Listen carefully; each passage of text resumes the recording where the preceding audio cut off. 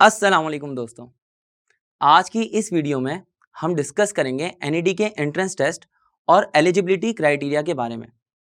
अगर किसी शख्स ने इंटरमीडिएट प्री इंजीनियरिंग से किया है तो वह एनईडी यूनिवर्सिटी में अप्लाई कर सकता है, लेकिन किसी शख्स ने अगर प्री मेडिकल से इंटरमीडिएट किया हो तो क्या वो भी एनईडी में अप्लाई कर सकता है? कॉमर्स के स्टूडेंट्स का और आर्ट्स के स्टूडेंट्स का एनईडी यूनिवर्सिटी में क्या फ्यूचर है? इसी तरह से एग्रीगेट कैसे निकाला जाता है, ओपन मेरिट, सेल्फ फाइनेंस और स्पॉन्सरशिप में क्या डिफरेंस है, इनकी पेमेंट कितनी है और कब अदा करनी होती है, इसी तरह से क्या सेल्फ फाइनेंस और स्पॉन्सरशिप की पेमेंट करने के बाद भी क्या हमें सेमेस्टर फीस पे करनी पड़ती है। मैं हूं शहरियार अहमद और आज की वीडियो में हम यही सब बातें डिस्कस करेंगे। आइए सबसे पहले बात करते हैं प्रोग्राम्स ऑफर्ड बाय एनईडी की। एनईडी यूनिवर्सिटी कौन कौन से प्रोग्राम्स को ऑफर कर रही है? तो सबसे पहला प्रोग्राम है bachelors of engineering BE, second programme है बैचलर्स ऑफ साइंस बीएस और थर्ड प्रोग्राम है bachelors of architecture B arch. अगर हम एलिजिबिलिटी क्राइटेरिया फॉर एडमिशन की बात करें तो बीई प्रोग्राम के लिए 60% या इससे ज़्यादा रिक्वायर्ड है। सिमिलरली अगर हम बीएस प्रोग्राम की बात करते हैं तो 55% या इससे ज़्यादा परसेंटेज रिक्वायर्ड होगी। आइए बात करते हैं टेस्ट पैटर्न की। टेस्ट में हमारे पास टोटल क्वेश्चंस होंगे 100 क्वेश्चंस के लिए हमें जो टाइम दिया जाएगा वो होगा 2 आवर्स का। अगर इसको मिनट्स में कन्वर्ट कर लिया जाए तो हमारे पास 120 मिनट होंगे, यानी कि एक एमसीक्यू के लिए हमारे पास 1 मिनट का वक्त होगा।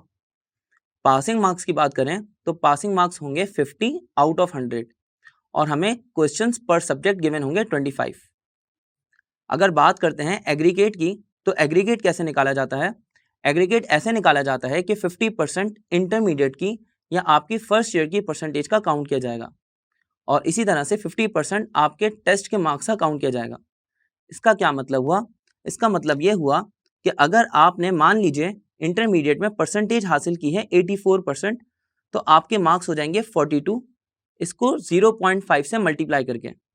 अगर आपने टेस्ट में मार्क्स लिए हैं 74, तो 74 के हाफ कर लीजिए, ये 74 को 0.5 से मल्टीप्लाई कर लीजिए तो ये बन जाएंगे 37। 42 प्लस 37 कर लेंगे तो आपका एग्रीगेट हो जाएगा 79। इसी तरह से तो आपके इंटरमीडिएट की परसेंटेज जो कि 88 है, इसको 0.5 से मल्टीप्लाई करने के बाद जो स्कोर आएगा वो होगा 44। और अगर आपने टेस्ट में मार्क्स लिए 55, तो 55 के हाफ मार्क्स हो जाएंगे 27.5, तो इनका टोटल करने के बाद ये बन जाएगा 71.5, तो आपका एग्रीगेट 71.5 होगा। आगे बढ़ते हैं। अगर आपने इंटरमीडिएट प्री इंजीनियरिंग से की है तो आपके टेस्ट में 4 सब्जेक्ट्स आएंगे। पहला सब्जेक्ट होगा इंग्लिश, दूसरा सब्जेक्ट होगा मैथ्स और फिर इसी तरह से फिजिक्स और केमिस्ट्री। हर सब्जेक्ट के 25 क्वेश्चंस गिवन होंगे और हर क्वेश्चन का 1 नंबर होगा। अगर बात करते हैं प्री मेडिकल की, अगर आपने इंटरमीडिएट प्री मेडिकल से किया है तो आपके टेस्ट में 4 सब्जेक्ट्स होंगे। पहला सब्जेक्ट होगा बायोलॉजी, दूसरा सब्जेक्ट होगा फिजिक्स, तीसरा सब्जेक्ट होगा केमिस्ट्री और fourth one is English. Similarly यहाँ पर भी आपको हर सब्जेक्ट के 25 मार्क्स के क्वेश्चंस पूछे जाएंगे, 25 एमसीक्यूज और उन सबके 25 मार्क्स। टोटल मार्क्स यहाँ पर भी 100 हो जाएंगे। अगर कंप्यूटर साइंस से आपने इंटरमीडिएट किया है तो आपके भी 4 सब्जेक्ट्स होंगे। पहला सब्जेक्ट होगा कंप्यूटर साइंस, दूसरा सब्जेक्ट फिजिक्स और अगर आपने स्टैटिस्टिक्स ली है तो स्टैटिस्टिक्स। फिजिक्स या स्टैटिस्टिक्स में आपको कोई एक चूज करना होगा। आपका थर्ड सब्जेक्ट होगा इंग्लिश और फोर्थ होगा मैथमेटिक्स। अगर हम कॉमर्स की बात करते हैं, मान लीजिए कि आपने कॉमर्स से इंटरमीडिएट किया है तो आपके 4 सब्जेक्ट्स होंगे। पहला सब्जेक्ट होगा इंग्लिश, दूसरा सब्जेक्ट होगा अकाउंटिंग, तीसरा होगा इकोनॉमिक्स और फोर्थ होगा मैथमेटिक्स। अब अगर हम बात करते हैं आर्ट्स की, आपने मान लीजिए इंटरमीडिएट आर्ट्स में किया है तो आपके पास 4 सब्जेक्ट्स होंगे, जिसमें से पहला सब्जेक्ट होगा इंग्लिश 1, सेकंड होगा इंग्लिश 2 और थर्ड होगा बेसिक मैथ्स और फोर्थ होगा जनरल नॉलेज। आइए बात करते हैं सेमेस्टर फीस की। अगर हम बीई प्रोग्राम की बात करते हैं तो आपको सेमेस्टर फीस पे करनी होगी 72,000 और बैचलर्स ऑफ आर्किटेक्चर के लिए आपको फीस पे करनी होगी 73,500। बैचलर्स ऑफ साइंसेस के लिए आपको फीस पे करनी होगी 72,000। लेकिन bachelors of sciences industrial chemistry के लिए आपको फीस पे करनी होगी 73,000। ये डिफरेंस आप अपने जहन में रखिएगा कि BS प्रोग्राम्स इंडस्ट्रियल केमिस्ट्री के अलावा फीस है 72 और इंडस्ट्रियल केमिस्ट्री के लिए BS प्रोग्राम की फील्ड है 73। सिमिलरली और अगर हम बात करते हैं BS प्रोग्राम अगर आपने लिया है थर institute of engineering sciences and technology में तो आपको फीस पे करनी पड़ेगी 77,000। अगर हम सेल्फ फाइनेंस की बात करते हैं तो सेल्फ फाइनेंस की फीस आपको एंट्रेंस टेस्ट से पहले अदा करनी होगी और ये फीस होगी 7,75,000। लेकिन एक बात अपने जहन में ये रख लीजिएगा कि इस फीस में फ्लक्चुएशन हो सकती है। अगर हम स्पॉन्सरशिप की बात करेंगे तो स्पॉन्सरशिप के लिए फीस होगी 9,75,000। लेकिन स्पॉन्सरशिप और सेल्फ फाइनेंस में क्या डिफरेंस है इसको समझ लेते हैं। अगर हम बात करते हैं ओपन मेरिट की तो आपका कंपटीशन बहुत सारे लोगों से होता है। तो उसके लिए अगर आपके पास परसेंटेज ज़्यादा होगी, मान लीजिए 80% के ऊपर होगा तो आपका एडमिशन आसानी से हो जाएगा। अगर 75% से ऊपर है तो भी आपका चांस बन सकता है।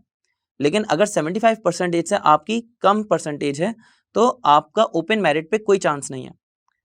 लेकिन अगर हम सेल्फ फाइनेंस की बात करते हैं तो सेल्फ फाइनेंस में आपका कंपटीशन कम लोगों से होता है और 75% के आसपास या 70% के आसपास लोगों से आपका कंपटीशन होगा जिसमें आप आसानी से अपना एडमिशन सिक्योर कर सकते हैं।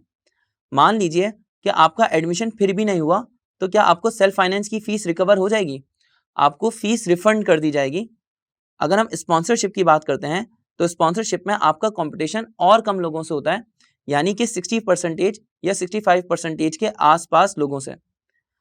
अगर आपकी परसेंटेज कम है, मान लीजिए 60% या 65% के आसपास है, तो आप स्पॉन्सरशिप के थ्रू NED यूनिवर्सिटी में अप्लाई कर सकते हैं फॉर BE प्रोग्राम्स।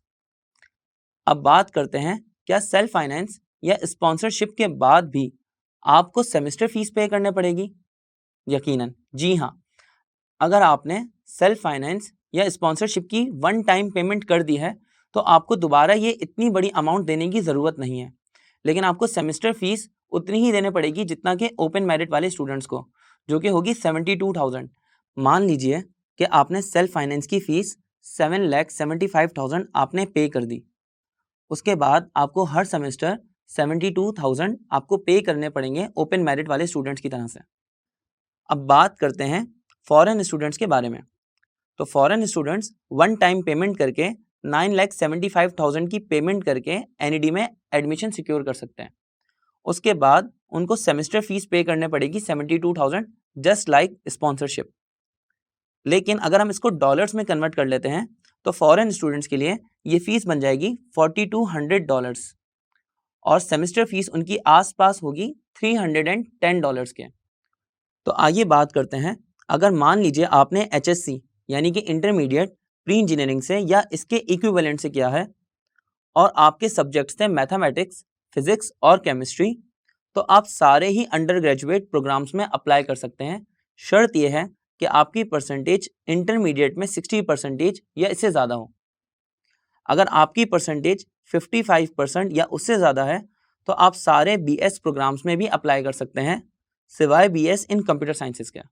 अगर आपने HSC प्री मेडिकल या उसके इक्विवेलेंट से किया है और आपके सब्जेक्ट्स थे फिजिक्स, केमिस्ट्री और बायोलॉजी, तो आप अप्लाई कर सकते हैं bachelors of engineering in biomedical.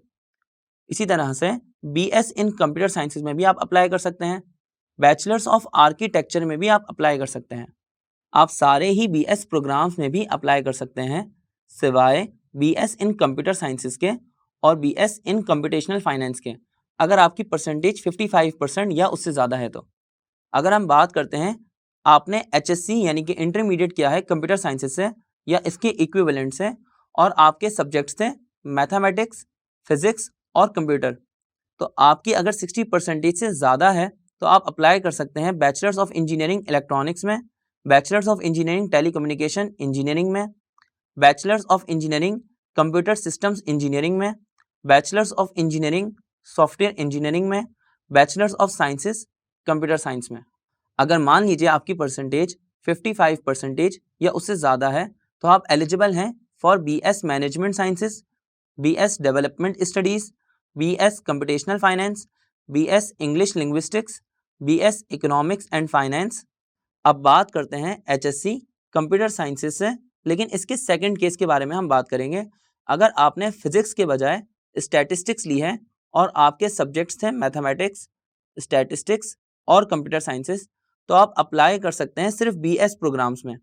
आप किसी भी इंजीनियरिंग प्रोग्राम में अप्लाई करने के लिए एलिजिबल नहीं है। और अगर हम BS प्रोग्राम्स की बात करें तो BS प्रोग्राम्स में आप अप्लाई कर सकते हैं BS डेवलपमेंट स्टडीज़ में, BS मैनेजमेंट साइंसेज में, BS इंग्लिश लिंग्विस्टिक्स में, इकोनॉमिक्स एंड फाइनेंस में और कंप्यूटेशनल फाइनेंस में। आइए अब बात करते हैं HSC कॉमर्स और इसके इक्विवेलेंट की। अगर आपने इंटरमीडिएट कॉमर्स से या इसके इक्विवेलेंट सब्जेक्ट से किया है तो आप किसी भी इंजीनियरिंग प्रोग्राम में जाने के लिए एलिजिबल नहीं हैं। और अगर BS प्रोग्राम्स की बात करें तो आप एलिजिबल हैं मैनेजमेंट साइंसेस के लिए, इंग्लिश लिंग्विस्टिक्स के लिए, development studies, economics and finance के लिए। और last but not the least हम आर्ट्स और उसके इक्विवेलेंट सब्जेक्ट्स के बारे में बात करेंगे। अगर आपने इंटरमीडिएट आर्ट्स से किया है तो आप किसी भी इंजीनियरिंग प्रोग्राम में जाने के लिए एलिजिबल नहीं हैं। आर्किटेक्चर में जाने के लिए भी एलिजिबल नहीं है क्योंकि ये आर्किटेक्चर इंजीनियरिंग आर्किटेक्चर है और इसके लिए बहुत मैथमेटिक्स पढ़नी पड़ती है। अगर हम BS प्रोग्राम्स की बात करें तो आप एलिजिबल हैं इंग्लिश लिंग्विस्टिक्स के लिए, इकोनॉमिक्स एंड फाइनेंस के लिए, डेवलपमेंट स्टडीज़ और मैनेजमेंट साइंसेस के लिए। उम्मीद है कि ये वीडियो आपकी नॉलेज में ज़रूर इजाफे का बाइस बनी होगी। अगर आपको ECAT की तैयारी बहुत बेहतरीन तरीके से करनी है तो नीचे डिस्क्रिप्शन में जाइए, वहाँ पर एक लिंक मौजूद है जो कि आपको मकसद ऐप की तरफ ले जाएगा। वहाँ पर ECAT या MD CAT का कोर्स बाय कर लीजिए और अपनी तैयारी को बेहतरीन बनाइए।